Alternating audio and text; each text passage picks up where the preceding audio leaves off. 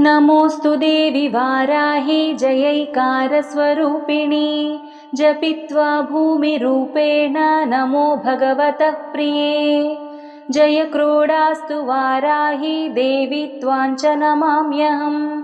जय वाराहि विश्वेसि मुख्यवाराहि ते नमः।